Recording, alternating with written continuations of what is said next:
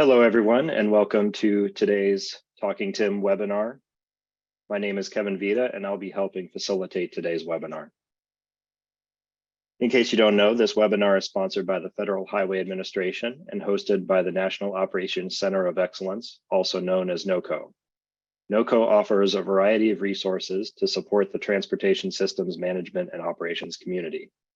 Feel free to visit NOCoE's website at transportationops.org for more information. I'll cover a few logistics really quick for today's webinar.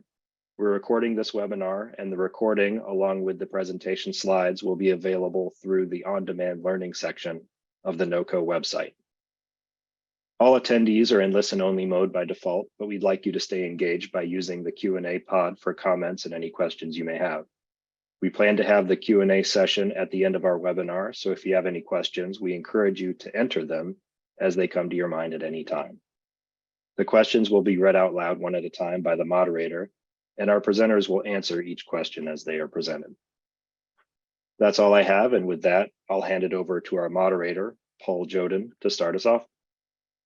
Hey, thanks, Kevin, and thanks to the NOCoE for continued partnership with these webinars, these very successful webinars. So we are going to, first of all, I'm Paul Joden, Federal Highway Traffic Incident Management Team on behalf of Joe Tebow and Jim Ostrich. I will be facilitating this webinar for you. This is our disclaimer. So any product or that we may mention today is not endorsed by Federal Highway. That's all we need to know about that. That's our disclaimer. So today's agenda, we're going to give you some Federal Highway updates. Tom Martin was going to talk to you about the highway danger zone and struck bys for the Service Patrol. It was eye-opening for me when I heard Tom talk about it. Chad Franklin is going to talk about the North Carolina's Rural Safety Service Patrol and TIM program, and then we're going to have a question and answer, and we have some questions for you that we'll talk about in a minute, and then the HATS video. But some of the may or may not know what the HATS video, and you'll soon find out, and I'll explain it then. You know, it's a lot of what we're going to talk about. Well, the two key presentations today are about Service Patrol programs, and just coincidentally, there were just two topics that we thought would be good for this month. And but you know, a lot of things that we talk about with Safety Service Patrols apply to TIM, like Tom's topics and Chad's topics today are in fact TIM. You can apply what they're saying to just TIM in general. But first, I wanted to give our a pitch for we have a Safety Service Patrol pool fund study. It's we've been active for about a year. For those of you that aren't familiar with pool fund studies, and I'm sorry, many of you may have heard me pitch this before. It's the pool fund study program is basically your state has allotted research funds that can be applied to different different pool fund studies. So if you have a Service Patrol program, we urge you to participate. We have 15 states. Some of the best programs in the country are participating to sort of have a consensus and come up with some strategies, sort of uniform strategies for Safety Service Patrols. These are the 15 states. I did want to make it clear, though, that it's a small amount of money that is federal money. It's not, you don't have to ask your bosses for money. You just have to go to your research office and ask them if they have enough federal research dollars to devote to this program. So the states listed here are participating at this point. We certainly are interested in more participation, and we hope we get it.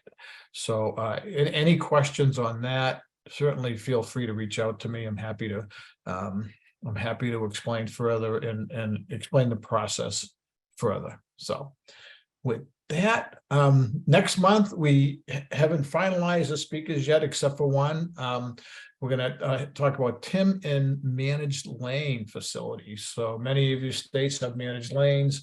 One of our colleagues saw this presentation by Michael Hudson in Florida and thought it would be a good topic for Talking TIM. So we have a couple of presentations in mind for next month, but we just haven't finalized the speakers yet.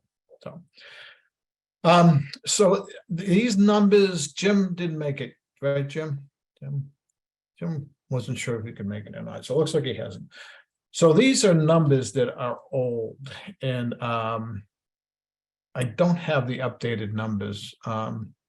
If there's anyone in there that wants to put in the chat pod what the numbers are, but I do know that there was a spike in February. We were doing so well for a long time, but anyways, it's still, still the main mission here at Federal Highway and Talking TIM, and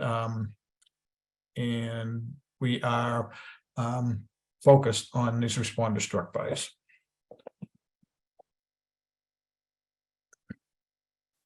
So National Responder Training Program, these are your updated slides. Many of you received these. If you don't receive these slides, let us know.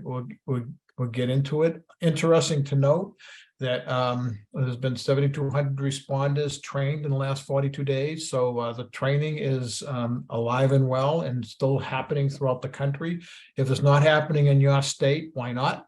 Let us know what we can do to help. That 7,200 equates to 170 responders trained per day. So we're at 650,000. Remember, our goal is well over 1 million. And then it's really higher than that, right? So because of the turnover and everything.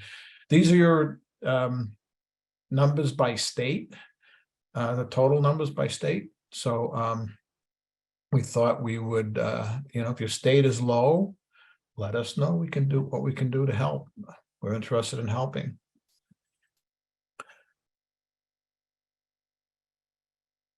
Let's see. So again, another number slide. We'll just go right past that.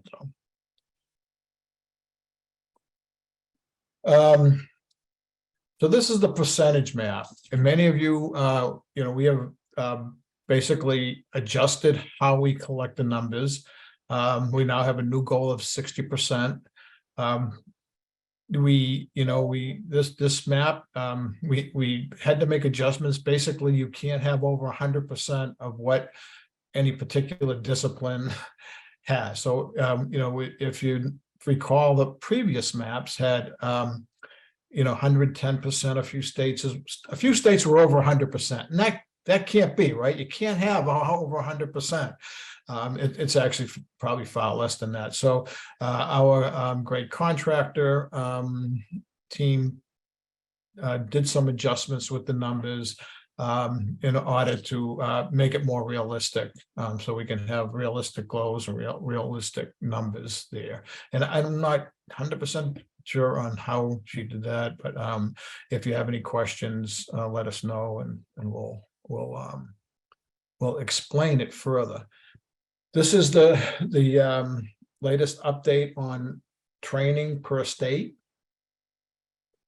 You can see those states at the top. You can see some states down the bottom. We won't go all the way down the bottom, will we, shall we? Yes, we will, I guess. So let's go. Let's compete with that, and let's just continue the training. There's a lot. The training is valuable, right? I think it's important, and it does help responders with their safety, but it also brings attention. It raises awareness. I think that's as important almost as the training itself, the good practices that are shared, the recommended practices that are shared in the training.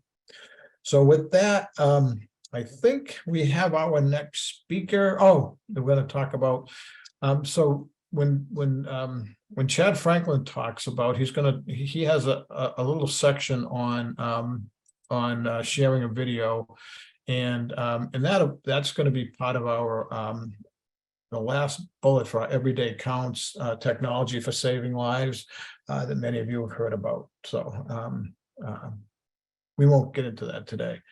So with that, I'd like to introduce my good friend, Tom Martin, who is Deputy Program Manager with AECOM and supports the Virginia Department of Transportation Safety Service Patrol and Transportation Operations Center. He's a retired Virginia State Police Captain with 35 years of service, and previously served as State Incident Management Coordinator for the Virginia Department of Transportation. And Jim and I have been friends and known Tom for many years, and he is one of the great champions historically of our program. And with that, I will pass it to Tom. I was going to get into some other stuff, Tom, but I won't. I don't want to embarrass you. Okay. Yeah, there's probably stories that we shouldn't be sharing, but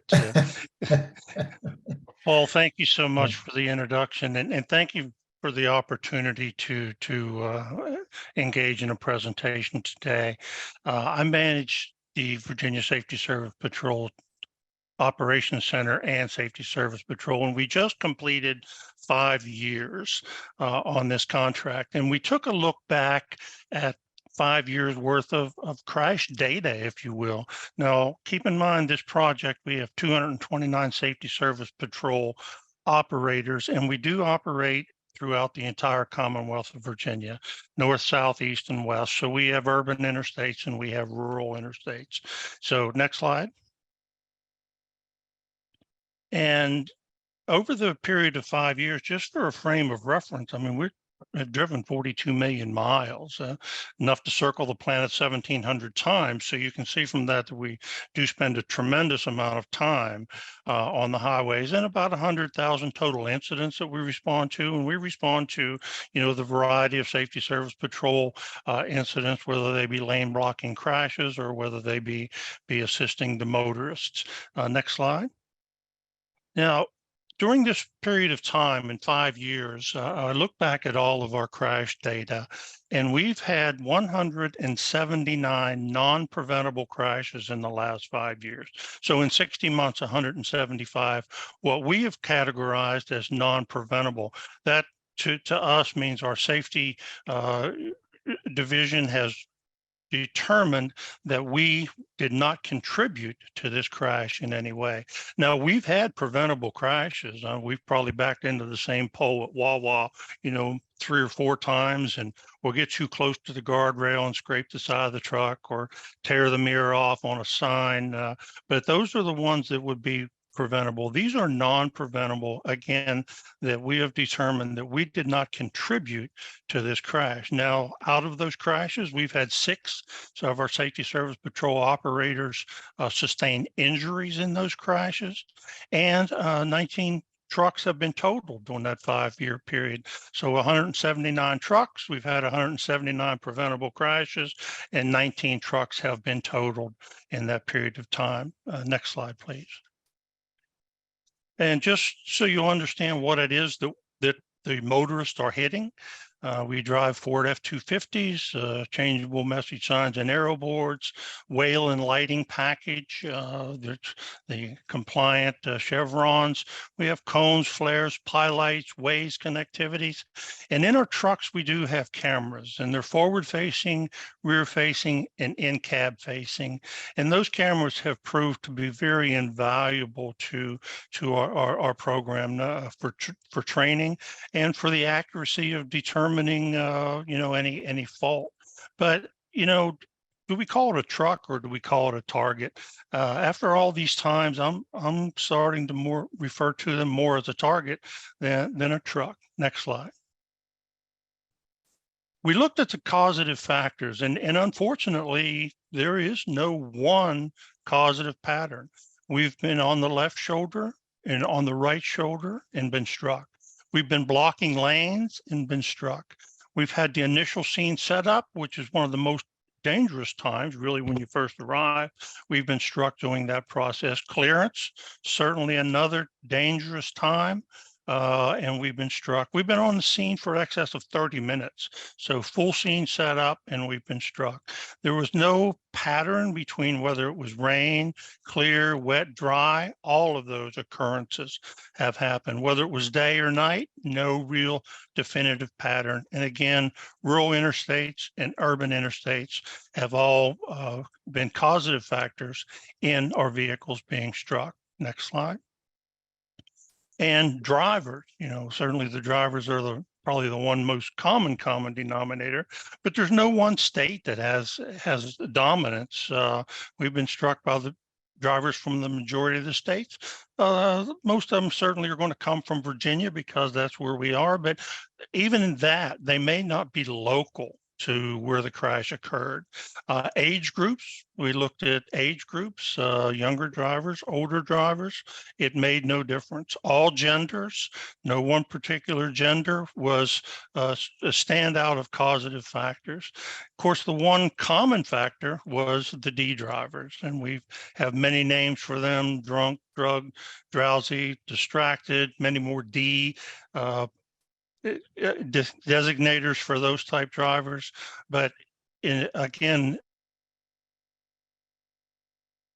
5 years and 179, no one particular date, time, or method was the cause of these tractors other than the drivers that struck our targets. Next slide, please. I have some videos, and they're short 15-second clips of videos of vehicles that are striking our vehicles, or our safety service patrol on scene. Now, these videos, when you see these, no one was seriously injured in the crashes that I'm going to share with you, while we do have some other videos that are very more tragic in nature. But this just shows a pattern of the safety service patrol vehicles being struck. And you can watch the videos as they occur and make your own determination to slow down, move over, work, or what causes the distracted drivers to strike our targets in all weather events. So go ahead and share the video, please. Did we miss one?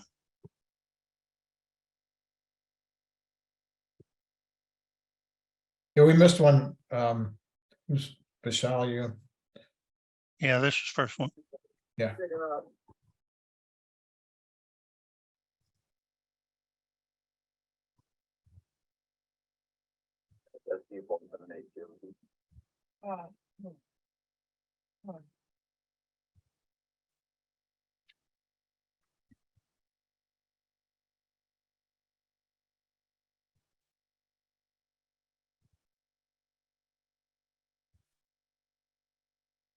SSP 465, POC and 466. I just got rear-ended by a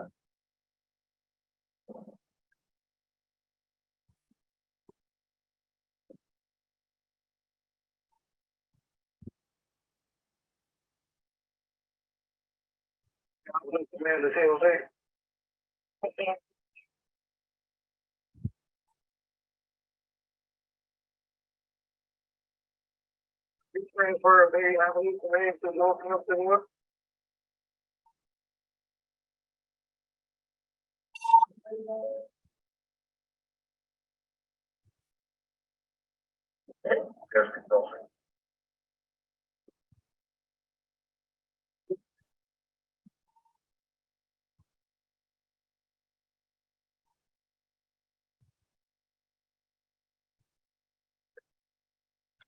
Not all of our vehicles have been struck on scene. Sometimes we're just trying to get to the scene and in other crashes.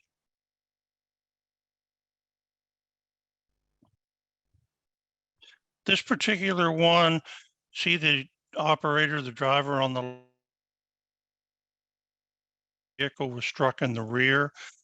Many crashes, each one of them individually. In this particular case, the operator was not struck. It did have the guardian angel on the helmet to help illuminate him, but all of the loose items inside the truck all become missiles in a rear end collision. This particular one prompted us to change a policy. We require all safety service patrol operators, when in the cab of they're on scene, stationary, whatever, they will wear their seat belts because of the number of rear end collisions we've had and the violence that occurs inside these trucks. Next slide. This one, we are on scene, have been on scene with other responders.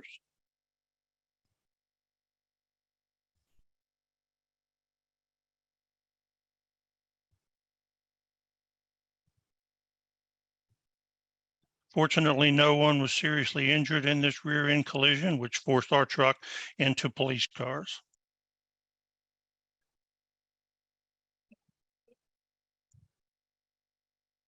We're not always hit with forward facing. Sometimes motors choose to back into our trucks.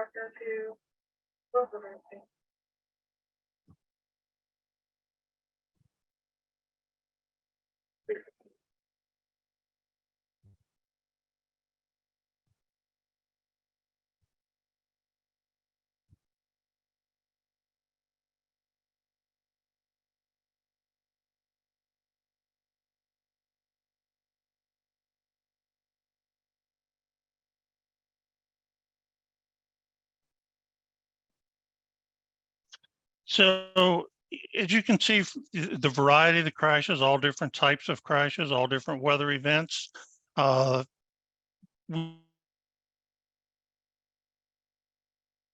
Perspective. There again, no one was seriously injured in these crashes, but we've have had serious injuries to our safety service patrol operators. We had one who exited the vehicle and was struck by a tractor and trailer and thrown to the ground. His helmet came off, which prompted us to go from the traditional style helmet to the cast helmet to provide greater head protection. We're providing the wearable lighting devices to help illuminate our operators. We look at the type of equipment on our trucks, our lighting control. We try to automate that as much as possible. We have a rear light on the SSP truck that when the arrow board goes up, it automatically goes off. It takes the human element out of lighting as much as possible because there's a lot of things going on. We do have the Waze capability. Originally, we had Waze activated when we pulled the light from the pie light. Then now we're again automating to when the arrow board goes up, Waze will be activated again, taking the human element out of it as much as possible. But the human element we can't take out is the drivers that hit us. And little compliance with slow down, move over law. Again, we've been hit by every D driver that you can name, and it's really difficult to prepare for the unknown. What is the future? Will automated vehicles help? I don't know. Artificial intelligence, will that help? Because human intelligence sometimes is certainly questionable. And for the final slide, there's just some things that cannot be explained.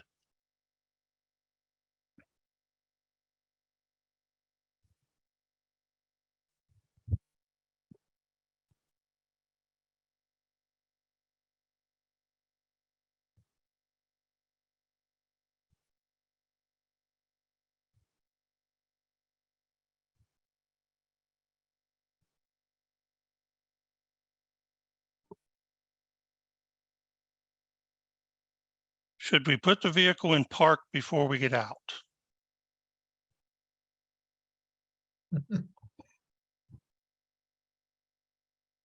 So while there's enough mistakes that we can make, keep in mind that this is 5 year look at one safety service patrol program. And I think the information is telling to remind us all just how dangerous of a business all responders are participated in when they're really in this highway to the danger zone. Paul, with that, I'm going to turn it back over to you, and I do appreciate the opportunity. No, I really appreciate you, Tom, always, and the information you provide. And, early in the presentation, before you go, Tom, well, I know you're going to hang around anyways. I did have one question. How many patrols do you have going during any particular operations, or how many service patrol? Probably, I'm trying to think of the number of routes we cover each day. We do run 24/7, 365. Most are 12-hour shifts.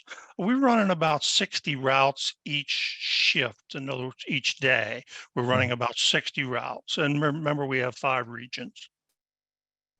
Okay, because I just, at the beginning of the webinar, I was talking about what this applies to, Tim in general, right? So every responder out there could happen to you, right, or anybody else. And I just was really taken aback by 179 strikes in 5 years, and 19 were totaled.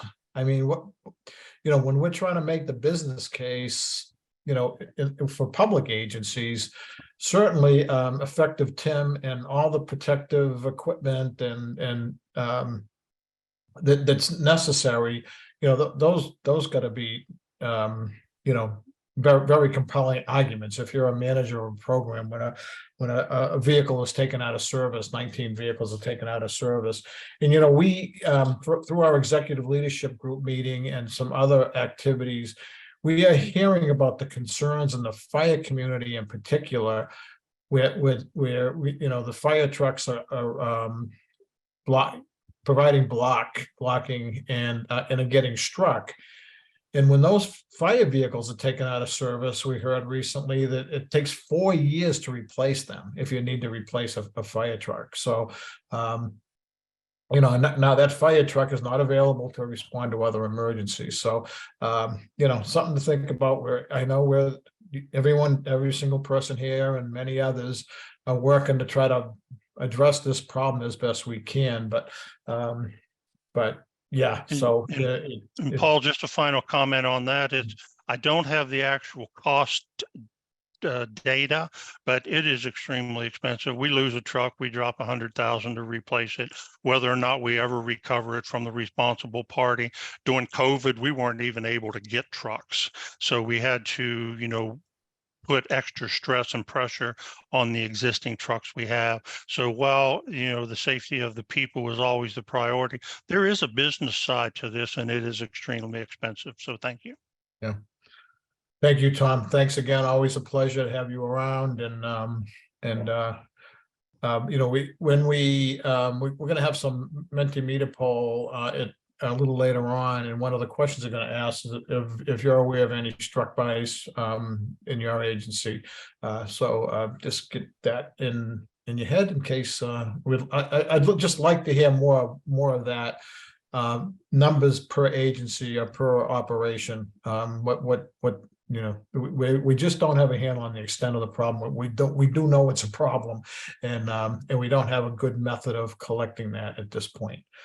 With that, I will introduce Mr. Chad Franklin, who is the regional ITS engineer with the North Carolina Department of Transportation for the mountain regions. He is currently managing the agency's Mountain Regional Traffic Management Center in Asheville, North Carolina. Over 25 years at North Carolina DOT, he has served as deputy traffic incident management program, traffic engineer, IMAP program manager, and single supervisor in the Asheville division.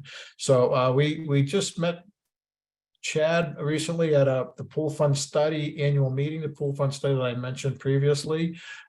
He showed us some cool videos, and actually we were interested in hearing, you know, some of the trials and tribulations that he encounters for rural TIM, and of course a rural safety service patrol program is unique indeed. Only a handful of those around the country. Well, maybe more than a handful, but not a lot. So it is unusual, but nonetheless, North Carolina has taken that leap, and I'll stop talking and pass it over to Chad. I thank you, Paul. And Paul says I talk funny, but I will let y'all be the judge of that. But appreciate the invite, and I'm glad to share our program that we have here in Western North Carolina and how we operate. Well, this is what I'll talk a little bit about today's is the TIM program introduction, which most of y'all understand and know what that is, the challenges that I face in my region on a daily basis, examples of the partnerships that we have with our TIM partners, and some of the lessons that we've learned. All right, next slide. So this is North Carolina as a whole. You see on the left-hand side of the screen around the Asheville area, that the green star is my area, basically from, we got 17 western counties that encompass I-26 and I-40 through the gorge into Tennessee. And that is our biggest animal that we face, and some of the most challenges we have is that gorge area, is a 20-mile section of roadway there. I've got 11 drivers staffed right now. We do operate 24/7. I thought that we could lay claim to the oldest SSP program in the nation, but found out yesterday that we maybe have the second oldest. But our SSP program started in the '67 as part of the gorge construction project, building I-40 through Haywood County into Tennessee. Started as a basically security type deal, 24 hours a day, 7 days a week. Once the interstate opened, we kept it just because of the rural and the hard access to some of those locations. We kept it as safety for the traveling public. Next slide. So what is traffic management? I know everybody's seen this definition 1,000 times, but when you really look at it and think about what it is, it's a collection of strategies that focus on leveraging multi-agency communications and on-scene management tactics. Those are the most important words in that definition. We can't do it by ourselves as SSP. We can't do it by ourselves as a maintenance department. We can't do it by ourselves as highway patrol. We all have to work together, a team. That's something that we, in my opinion, excel at in our area. The next slide. So the challenge in our area is basically geographic. We have complete lack of detour routes. There's not any. This is just an overview of the gorge area that we've got, and I pulled this up off of Google Maps, and you can sort of kind of see geographically what our challenges are with the terrain. It is a 4-lane highway, 2 lanes each direction, with minimal shoulder from mile marker 20 to the state line, and even inside of Tennessee. And we partner well with Tennessee, managing incidents just inside the state line as well. Most shoulder we have 7 foot. On the outside shoulder, we got a 2 foot inside shoulder. So we get pretty aggressive with our strategies and road clearing strategies, and work well with our maintenance departments to help keep our commercial vehicles. And is some of our biggest crashes that we have. Next slide.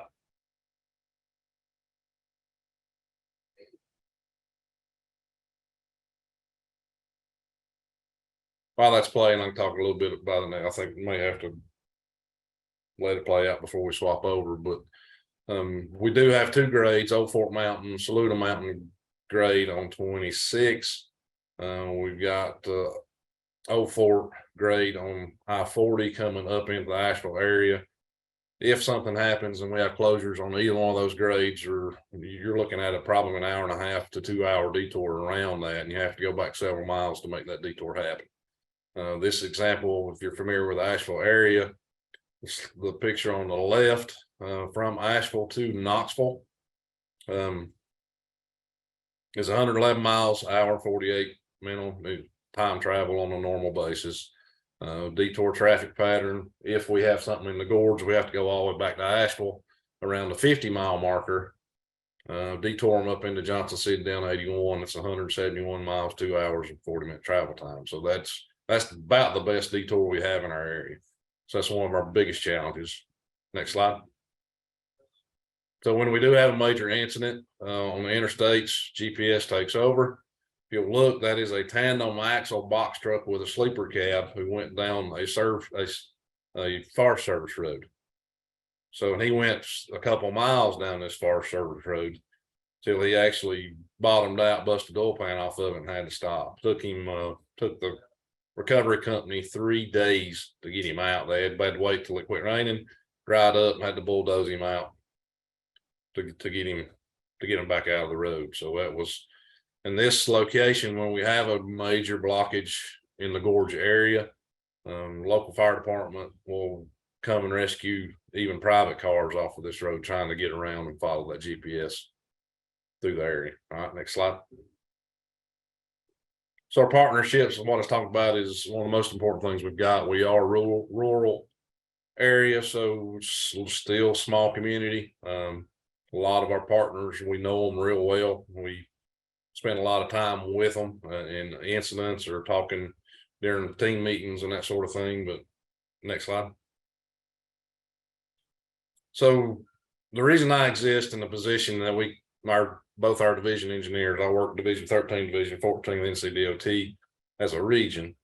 We started a large construction project on I-26 through Buncombe and Henderson County. We started the TMC before that construction process started so we could communicate with our partners. And doing so, we've closed I-26 on several occasions. I think probably around 150 times now at night, just as part of the construction process, utilizing our ICM route and our safety service patrol to help shut some of those down. But one of the first night we'd done it, we're trying to figure out how we was going to get that information and how to bridge some of the communication gaps between all the agencies, because we've got 4 or 5 different fire departments, highway patrol, APD, Henderson PD, that was all going to be involved with this closure. And it was during COVID, so we knew traffic's going to be a little bit lighter, but we still wanted to have some sort of communication. And NCDOT has this program from it's called WOWSA, and it's a camera feed program that we have access to all our cameras in the state. And we just got to thinking, talking, and saying, hey man, why can't we just push this to Teams and send out a Teams invite to some of our local partners, and that way we have communication. Well, that's been 4 years, and I think there's about 260 people on this meeting now. We do run this meeting 24 hours a day, 7 days a week. And when we have a major incident on the interstate, you'll have up to 35, 40 people jump on here so we can have communication to respond to the scene, because we still have a lot of barrier rail in the project. But it's been a huge partnership building tool, and it's worked out real well. Next slide. So as this video plays, or watch, think about who your partners are here. Sometimes what's going to happen, who we're going to talk to, what tools are available, what equipment's available, what personnel is available to get this situation cleaned up. We meet weekly with both construction projects. Well, they have a weekly update meeting. I'll go out and spend the time in person, or we'll get on the Teams meet and make sure that we are in communication with our construction project, because they are a partner in the incident management clearance, and the TIM's part of this. So when this happened, I actually got a call from the resident engineer, said, hey man, we got equipment rolling to you. Let's get it out of the road. All right, you can go to the next slide. So we are under a tow contract. You see, we've got our large wrecker hooked to the front of it. If you look in the back, it's hard to see with the sun glaring on the camera. There is a loader from the contractor there who actually took and cleaned the chips up right after he helped push the truck out of the road. But you got fire department, they knew to come the wrong way or come down the construction zone because we had communication with them. Check on the driver. He did get transported to the hospital. So you got your contract folks, your inspectors, your DOT folks, highway patrol, everybody's here communicating, and everybody's on board on getting the road open. As you can see, they're doing quite well with that too. This was a 50-minute incident from the time the truck turned over till the time we got the interstate open back up. And that's the biggest part of those partnerships that we're building as part of this construction project.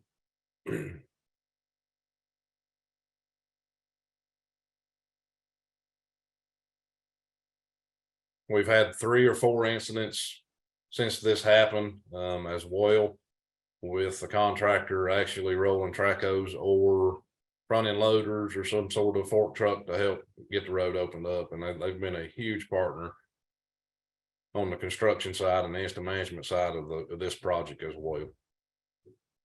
You can speed that video up a little if you want to.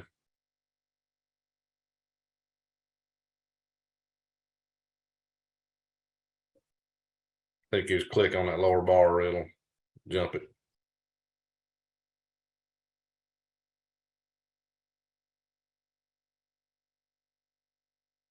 You can just go ahead and go to the next slide and be fine. So this is our safety service patrol in the gorge area. We are very aggressive towards our roadway clearance in that gorge area because of just the amount of commercial traffic, but this is our safety service patrol trucks doing their thing in the gorge.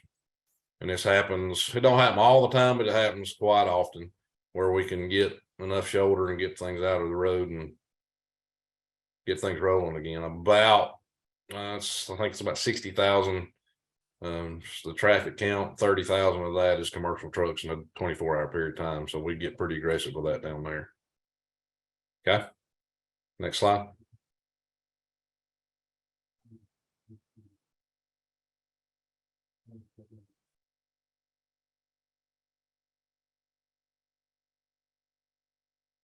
So what we've learned, partnerships are key. You can't do anything without everybody being on board to get things done. You got to know your equipment, what's available, and who has access to that equipment, whether it be contractors, your DOT maintenance folks, or even your towers. Know your equipment's capabilities and your limits. Relationships are built outside an emergency. We don't get to know these people in an emergency. We try to spend some sort of time either going to LEPC meetings or going around to their daily safety meetings within our region. At least once a month we try to visit and talk with these folks, and think outside the box. Don't be scared to try things. It don't work if you don't try it, and that's our biggest philosophy is what you gonna do, break a cable or break a chain in that situation, and that's what we get very aggressive. Next. All right. Thank you for opportunity to speak. Chad, thanks very much. Really appreciate your perspective and some of the unique approaches. Of course, you and I have talked about this, how I love the safety service patrol pulling and pushing and getting that tractor trailer out of the way. Just talk about teamwork. I just thought that's a great example of what safety service patrols can do that are properly trained. And by the way, North Carolina service patrol programs have an extensive training program, right, Chad? How long is the program typically? New drivers, we go through 4 weeks of training before they're allowed on the road, and then we do an in-service training every 2 years. It's 20 hours. And you have to pass it. Yeah, we learned that because some people don't pass it the first go around. So for the in-service, there's a test associated with it. And for those of you that don't know, North Carolina has a training track up there that they use, or in partnership with the state police, and we had a chance to visit that. We were at our annual meeting last month. I love the idea of the teams meeting. that you guys use, basically open all the time, and you're able to share video and things with you know, your partners.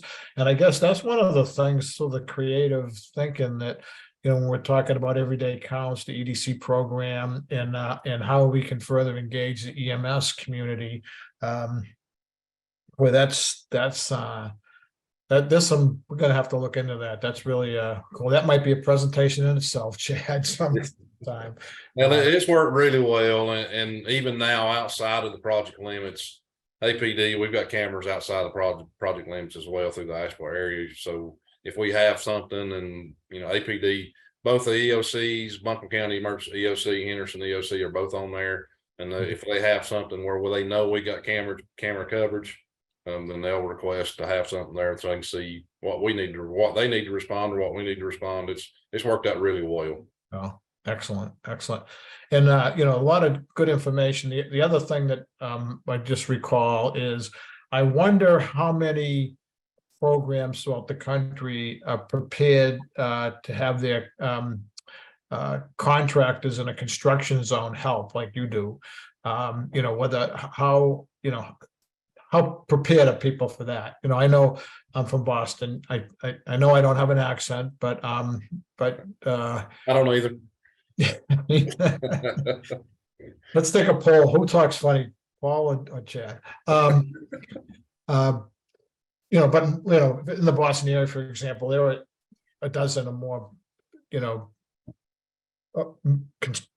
construction jobs going at any one time. So, but it does seem to be a solid idea. And I don't know that in my history, back when I was a TMC manager and safety service patrol manager, that I actually did a good job at that. So just thinking about, so I have a couple of questions here we're gonna get into, but right now we already have one for Chad. Marty Ledge asks, what in-truck video system software are you using? Did you say we don't have anything in North Carolina, not in truck at this point. We are looking at some pilot programs. Okay. And Tom, John Sullivan asked, how many of the struck by incidents had advanced warning in place? I know that you know, advanced warning is only a luxury for safety service patrols, right? I mean, we don't have time to put a setup out and things like that. I think I know the answer, but I'll let you answer, Par. Yeah, I don't have the exact breakdown of numbers, but then we always have to look at what is, you know, advanced warning. Does that mean a full scene setup with cones, or sometimes if we just pull up and put the changeable message board up, is that sufficient? So good question. I wish I had a more definitive breakdown, but I do not. Yeah. I think the question on in-truck video system software that you're using, if it could be shared with Tom, if you could answer that one as well. I don't recall the vendor that we purchased it from. Again, I apologize. It is an onboard system. We can access it through the cloud. We can also pull the video chips from the trucks. One of the features is with the video chips is it does overwrite itself after about 72 hours. So typically when we get the subpoena from the attorneys wanting to sue us for something, that video is already gone. We do pull video clips for our internal training. And Marcy Allen, a good friend from Montana, asked about funding, but Tom, you wouldn't be privy to that, where the Virginia DOT gets their funding. Yeah, I'm not sure where Virginia DOT gets all of their funding. I believe most of this is state funded. State funded. Yes, to my knowledge, it is Virginia Department of Transportation funded for our project. Yeah, and Marcy, yeah, so Tom's a contractor, so he wouldn't, you know, have direct knowledge of that typically, but I can tell you that that, you know, there's a variety of methods the way the service patrols are funded. There are some federal funding, some programs start with CMAQ funding, depending on the air quality in the region, and then transfer over to a variety of federal and state funded programs. So that's typically the way it's worked. So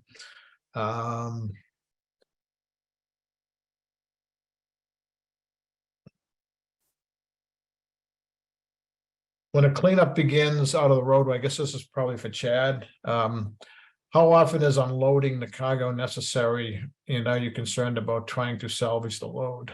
Chad, this is probably for you, maybe. Yeah, we get pretty aggressive with that too, and it's a give and take situation with some of the tower companies and the load itself. If it's in the middle of the night and they have time to offload a lot of it, we'll do so. But for the most part, we get pretty aggressive with our own equipment and try to save as much of the cargo as we can. There's two instances that I've shown here. One was a chip truck, and basically it's an aluminum, real thick aluminum body truck, and they're stout. We've had several of those turn over in our area because we've got a paper mill on the Haywood County side. So there's a lot of those trucks come through. So we know those trucks real well, know that they can handle that. The other truck was a flatbed, and we'd already taken the load off of it as well. Or a reefer unit will stay together pretty good. You can drag it. If it's a regular box truck, you have to be careful with the load at some point, and it's a give and take situation.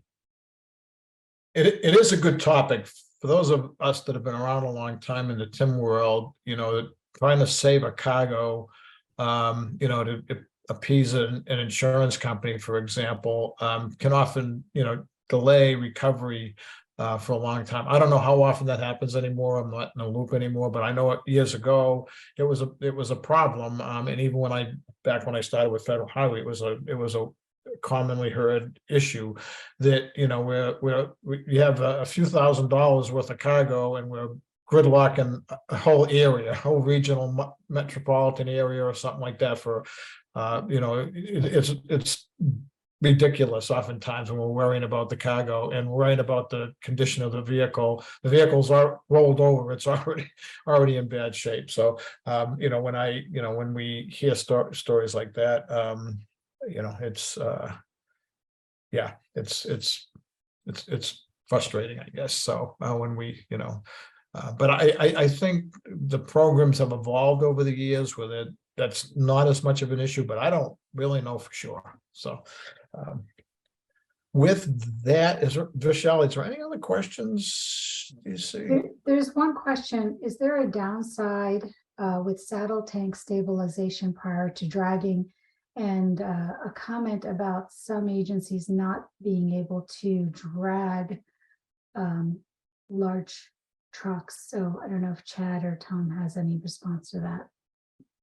We'll make sure the saddle tanks are stable, and sometimes if the towers there on scene, they'll have tanks that we can pump off into, and it's just one of them.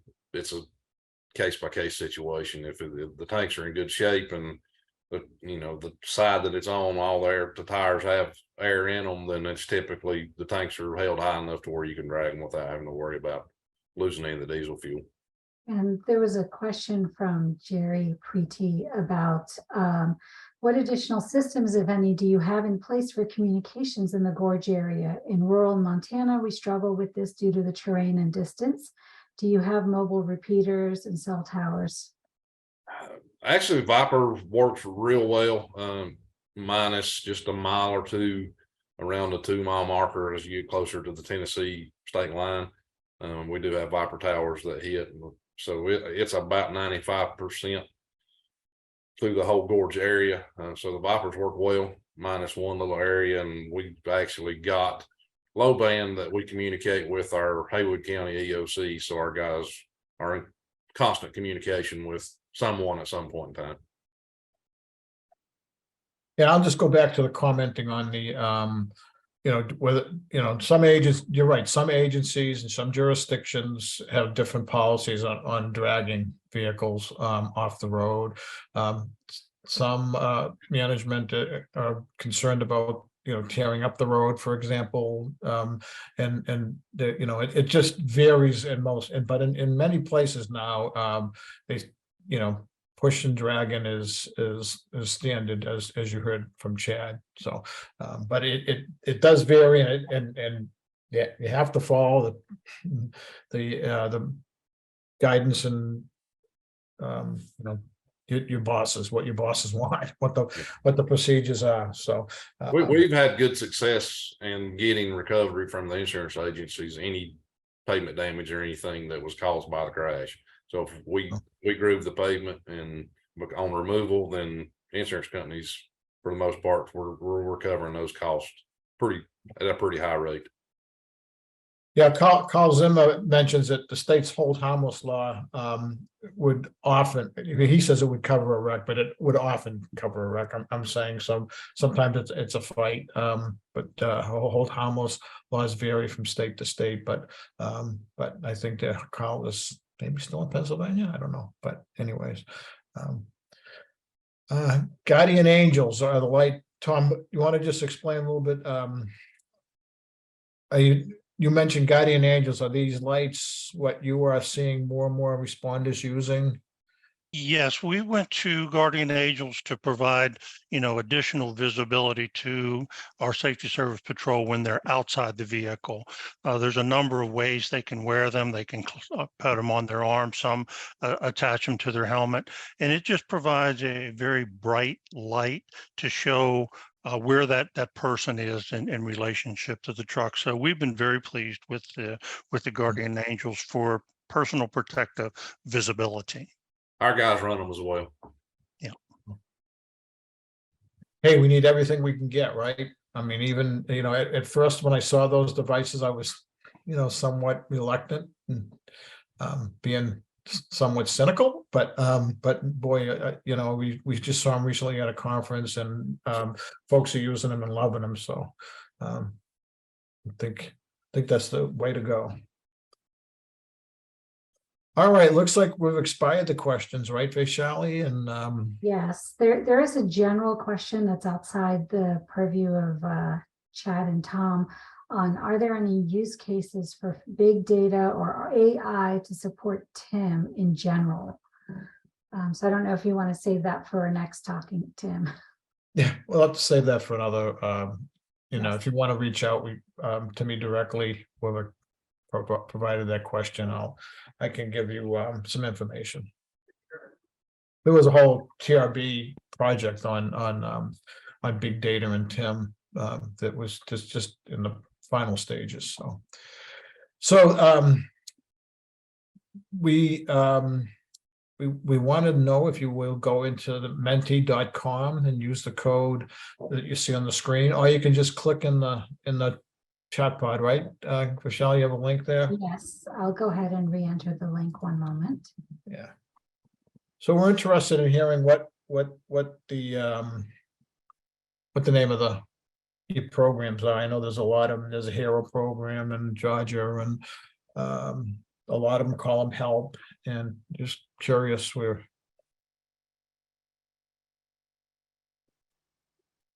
the names.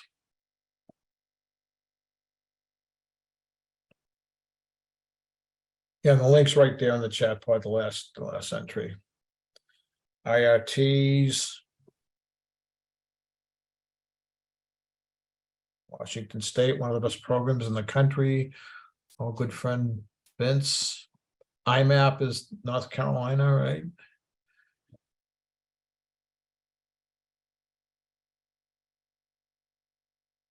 Louisiana is MAP.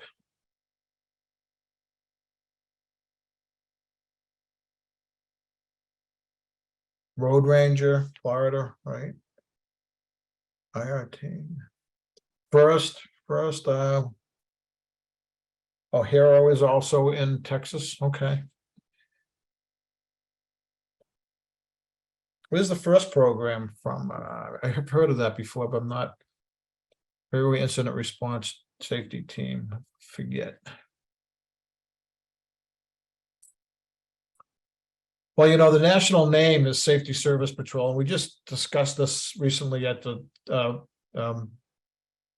Pool Fund Study annual meeting. And Hoosier Helpers is Indiana. We we talked about, is that the right generic national name, Safety Service Patrol? We know we used to call them courtesy patrols, and we evolved out of that because, we don't want, we want the people to provide the funding to totally understand what's going on, with service patrols, and that they're not just this nice little thing to provide for motorists. It's more important. It has to do with safety and incident mitigation and things like that. So we may be looking at, with that pool fund study committee, maybe a more appropriate general, national name for it. So but anyways, just we have them all there, shall we? Okay.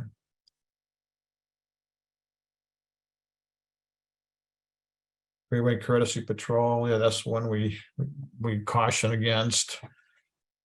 Arizona DPS freeway service patrol, Missouri. Okay. CHAMP program, that's rural Georgia is the CHAMP program.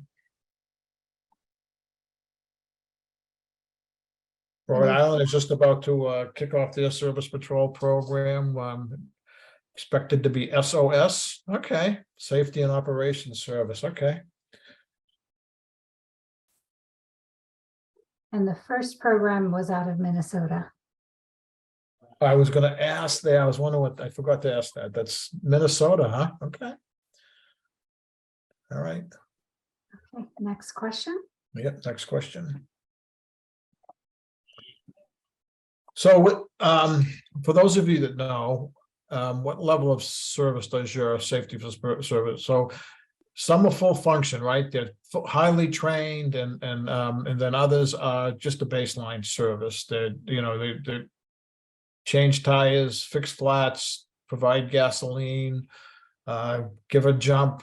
That's about it. But then there are others that are, they're part of the incident response, right? They're equipped, they're trained.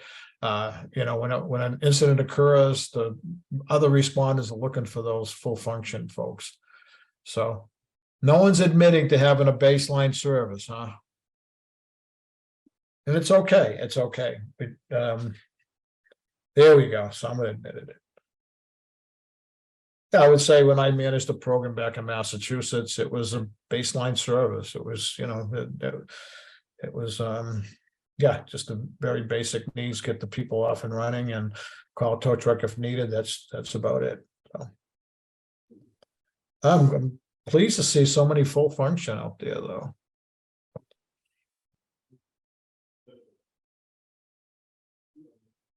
Excellent. Okay, I think we got all we're going to get, shall we? Does anyone have any questions regarding safety service patrol programs?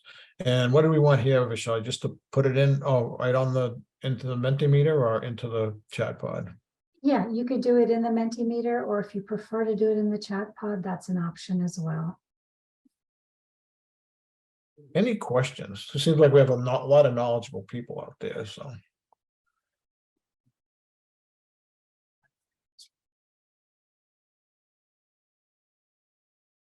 Yeah. Jack, how do we get more of them statewide, nationwide? I just want to stop at that question quickly, because that's in relation to the blocking that are the fire vehicles that are getting hit that I mentioned earlier in the discussion we had at the executive leadership group meeting.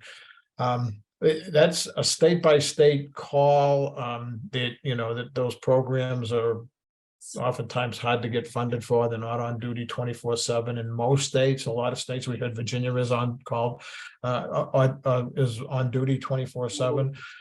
But yeah, that's a funding issue, and it's a state-by-state issue. I will say that as a result of the executive leadership group discussion, we have our boss Mark has pushed along the conversation to AASHTO and see what AASHTO has in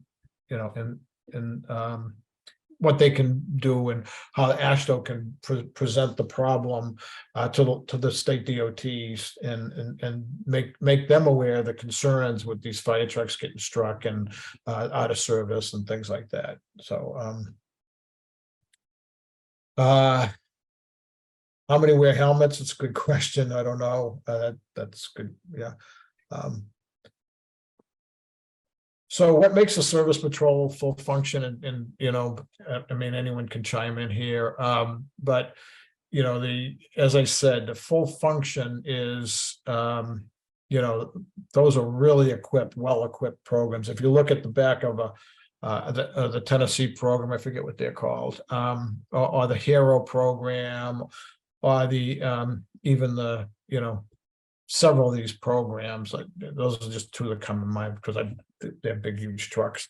You know, they're well equipped. The mid-level is sort of, they do some just some traffic control maybe, and as well as, you know, provide the gasoline and changing tires and things like that. And then the low level is, you know, just really changing tires and providing gasoline, a few gallons of gasoline to get off the highway, maybe a little bit of traffic control, but the full function there, much higher level of training. If you look into those programs like North Carolina and Tennessee and Georgia, I mean, they're serious about the training, so they're putting highly qualified people out there. I know back when I had the program we had in Massachusetts, it was like 2 days in a ride along, and then give them the keys to the vehicle, and that was about it. I see a question over here. The pay raise, the pay range is, I don't know the exact numbers, but the service patrol programs, they do not make the money that is commensurate with the responsibility and the danger that they face. I can tell you that. But and there are problems with recruitment and retention. We just had conversations about that at the annual pool fund study meeting. Florida has a thing that are there any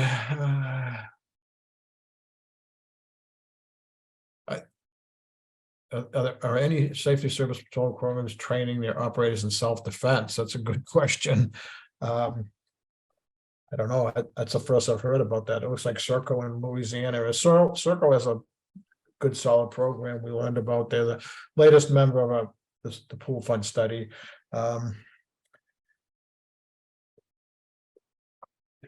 You know, there is information, Marcy, on the compendium. Would have to get you those documents. One's on the Traffic Management Center Pool Fund Study, has a good document on safety service patrols.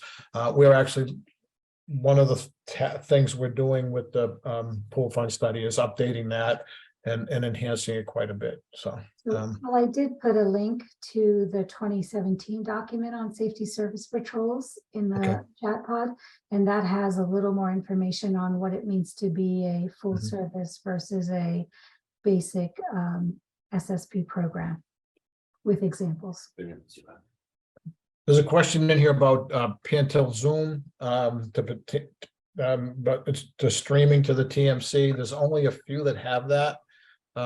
Maryland does have it. They did their homegrown system there in Maryland. And by the way, Maryland is a full function service patrol as well. Sam McLean just put in there that a lot of information on safehighways.org provides assistance getting sponsorships. Yeah, there's not a question, but many fire trucks are being repurposed. Instead of getting rid of the fire apparatus, they're repurposing it for blocking vehicles. So, but anyways, Shelley, maybe we should move on to the rest of our agenda here. A lot of good questions. We'll try to bring them up again, maybe. So that was a good exercise. Yeah, making me earn my money today. I hate earning my money. So there's an optional poll. Do you know how many response vehicles in your organization were struck? So just like I was taken aback by what the amount of struck-bys that Tom had, but more vehicles that were struck and taken out of service, we're interested in hearing that. You can put them in the chat pod, or you can complete this brief poll. Do you have a poll, Shirley? Yes, I'm gonna put a link in. It takes Okay. about 2 to 3 minutes to fill it. Give me one moment. So if you don't mind filling it out, we'd love to hear, we'd love to get more and more information on this. We think there's something there. There obviously is something there. It's just not something for some reason that comes our way all that often. And I think, Paul, to clarify, it's not just your safety service patrol struck, Yeah. but if you're law enforcement, public works, towing, fire, EMS, and you have some information, general ballparks, this would be a great place to share it. Yeah, we'd like to get more information on this. Jim, Joe, and I are very much interested in hearing more about this issue in particular.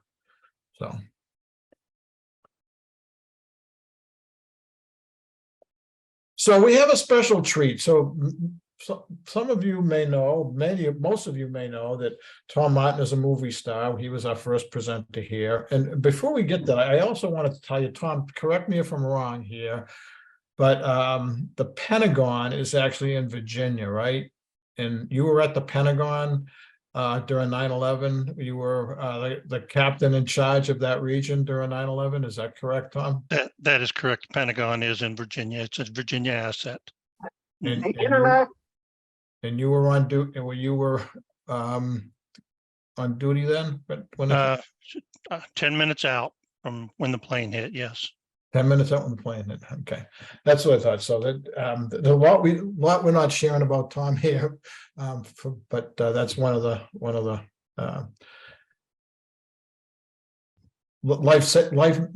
life memories that he has, is that particular involvement in 9/11. So, but anyways, one of the other great things that Tom did for our TIM community was the hats of many hats of TIM. Many hats of highway incident management. And we're just going to show you a clip. It's 18 minutes long. We're not going to show you the 18 minutes, but Vishali here, our contractor, pulled up what there's many favorite parts to the video, but this is one of my favorites. And it is about 3 minutes in length. 3 minutes. there's many other books that provide us the information we need. And over the years, I found that there is one book, one incident management manual that's critical for all of us to follow. And that is this one. What I really need to know, I learned in kindergarten. If we follow what is professed in this incident management manual, all the habits will become one in understanding and mitigation. I'll share with you just a few of the highlights of what each of us learned in kindergarten. Perhaps we have forgotten.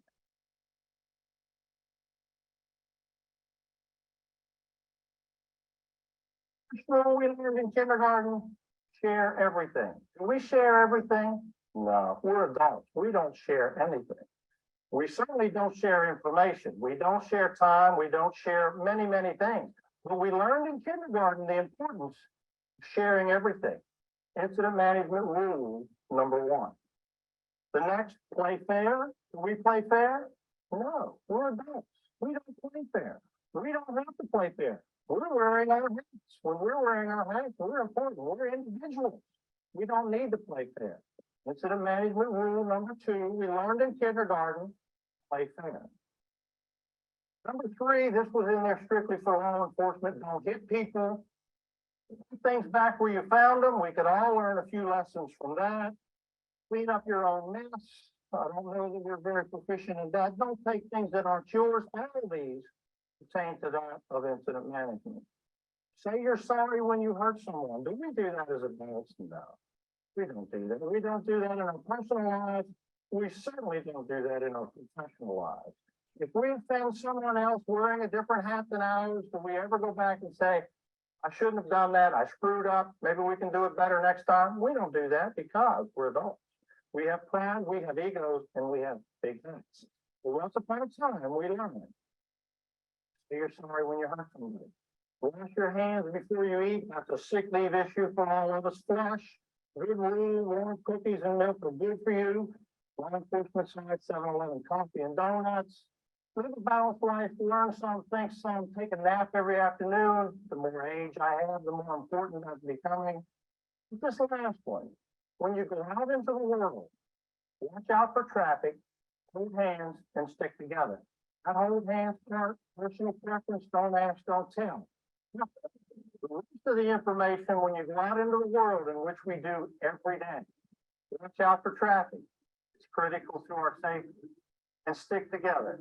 This is one of the areas that we've lacked over the years. It's one of the areas that all of us, through communication, coordination, and cooperation, make our sticking together much, much easier, make our incident scene much, much safer, and make the process of cleaning up the traffic messes that occur each and every day much, much greater. With that, thank you for your time and attention. It's been a pleasure for me to address you today. Thanks, Vishali, and thanks, Tom, for that video.